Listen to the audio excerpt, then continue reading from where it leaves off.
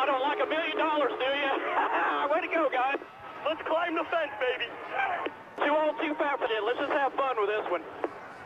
Thoughts of Tony Stewart. So his crew will climb the fence for him here on the front straightaway. Stewart joins Jeff Bodine as the only owner drivers to win NASCAR's All-Star race. Bodine did it in 1994. And in the 24-year history of the All-Star event, the winner has gone on to win the Coca-Cola 600 6 times, 1 out of 4. And he's fat, all right. He's fat in the bank account. He is tonight. And on the hip. One night ago, in the mandatory pit stop for qualifying for the All-Star race, Tony got his 2 right side tires, and concentrating so hard on leaving the box cleanly, he took off without waiting for the lefts. He got out about 4 car lengths, stopped the car, said, "I'll be right back." Backs up into his pit stall nicely, no penalty. Got the other 2 tires and went out. So he started deep in the field, 15th because of that miscue, and wins it all. But you know, you go back to 1999, Tony Stewart started his career with Joe Gibbs Racing. He had to race his way into the All-Star race that night and finish 2nd. That was his best finish to date in the All-Star race, and how fitting. He makes the move to Stewart-Haas Racing and wins the first time in the All-Star race driving that 14 car. His hero's number, A.J. Foyt. And Larry, when do you have the most fun with something? When it's brand new. And right now, the excitement, the enthusiasm, and the drive and the effort that those guys are putting out over there is exciting because it's brand new. And this is the best start Tony Stewart has ever had to a season. Normally, he's a slow starter. You know, we don't hear anything about him until about June or July. And here he is. I mean, 2nd in the points in the All-Star race. You look at the run he had tonight, and that cat that finished 2nd, Matt Kenseth, but it's going to be an awesome Coca-Cola 600 next Sunday night. Tony taking a call on a sprint phone. Steve Burns is right. Mark Martin leads in with the congratulations. Steve? Thank you very much, Mike. Tony Stewart on the phone right now. Just taking the belts off, steering wheels off. He's talking to Rick Hendrick, and Tony Stewart, climb out of that race car.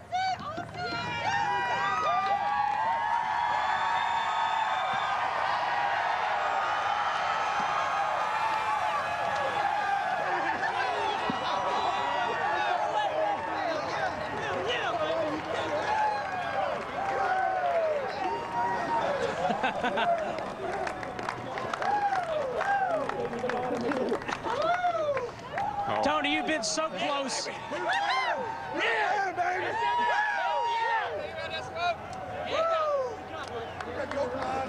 Tony, you've been so close early in this season, getting your first win as a car owner. You accomplished that tonight. You also accomplished your first All-Star victory. Put into words what this win means to you. Oh, it's awesome. Just gotta thank our fans, man. When I got out over there in 2 and came down our front stretch, the response from this crowd's awesome, man. It's they've been behind us all year, and this is for 2 people and 1 group of people, and that's Gene Haas and Joe Custer, and then all for all these fans. And we couldn't do it without Rick Hendrick and his engine and chassis department. It's awesome. Tony, what does this mean to you, not only as a driver, but as an owner, taking the big risk, taking all the gamble of putting a team together in this competitive sport? Well, the gamble was for Gene Haas, and he's here with us tonight. And man, I'm telling you, he's not going to miss a week now because he gets here, and the first week he's here, we win the race. So just so thankful. Him and Joe Custer that gave us the opportunity, and Chevrolet for standing behind us, knowing that we had a long road to hoe. So Ryan Newman should have won this race, and if he didn't cut a tire down, he was going to be here instead of us, but we were going to be just as happy. Congratulations, you're the $1 million man tonight, Tony. Yeah, so is everybody in this office. Steve Old Spice team, they did a great job. What a night of excitement and surprises. 2 big things we learned. Kyle Busch will put that car anywhere, anytime in an attempt to get the lead. And Tony Stewart methodically worked his way to the front, and he was there when it counted, and he banks the $1 million. Yeah, you know, he left Home Depot but he opened up his Office Depot, and it's fitting him very, very well, I might add. And what a great group of people there. You know, Bobby Hutchins and Darian Grubb, and that whole crowd over there. It's an all-star group of people, and they deserve that win tonight. I'm so happy for them. And I think that's awesome that Gene Haas was here tonight. You know, Gene has been in our sport for a number of years, struggled last year, just trying to keep teams up in the top 35. But you know what? This 25th annual Sprint All-Star race, it did not let us down. We talk about unpredictable. You look at the guy that dominated the first segment. Jimmy Johnson gets involved in the crash. The guy that dominated the second segment, he gets in that crash there in the last segment. Kyle Busch finishes outside the top 10. And then Jeff Gordon that dominated the third segment, he gets in a crash. It's the reason that at a NASCAR All-Star race, you don't tune out till it's over with. Did you know Tony Stewart was going to win? No, sir. No, we didn't either. No, sir. How about that? Well, somebody had to finish second. That somebody was Matt Kenseth. Here's Dick Berggren with him. Well, Matt Kenseth, almost another millionaire tonight. What happened to the car at the end of the race? We just got it too tight. I think we had a really good car in long runs tonight, and I couldn't hold him off at the end. So I'm really disappointed. It looked like I moved over and he just drove right by me. So I'm disappointed about that. But overall, we had a good car, and we tightened it way up for the end there because we knew if we were in front, we had to be tighter. But with all them short 1- and 2-lap runs, we just got the tires too hot and couldn't hold them off. Nice job. This guy will be tough next week in the Coca-Cola 600.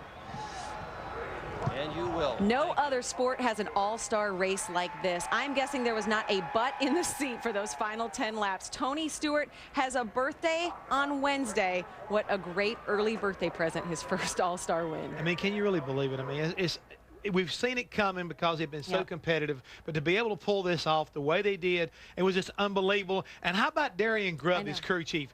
This guy gets the first win for this team. Well, the last time he got his first win was a Daytona 500 win, being a substitute crew chief for Jimmy Johnson. So congratulations to Darian. I mean, it's got to be so overwhelming to realize all of a sudden he's another $1 million winner. Well, Tony Stewart wins the race. Tony Stewart, the owner, takes the paycheck back to his race shop. Next week, we return to this track with possibly new rivalries and bruised egos. What will happen when these all-stars have 600 miles to take out their anger? The Coca-Cola 600, one of the crown jewels of NASCAR. You will see it 1 week from tomorrow, Sunday, May 24th on Fox. Our coverage begins at 5 p.m. The 25th All-Star race on Speed 1 for the books. Victory Lane will be coming up next, but it certainly has been a Saturday night special. Tony Stewart is an All-Star winner for the very first time.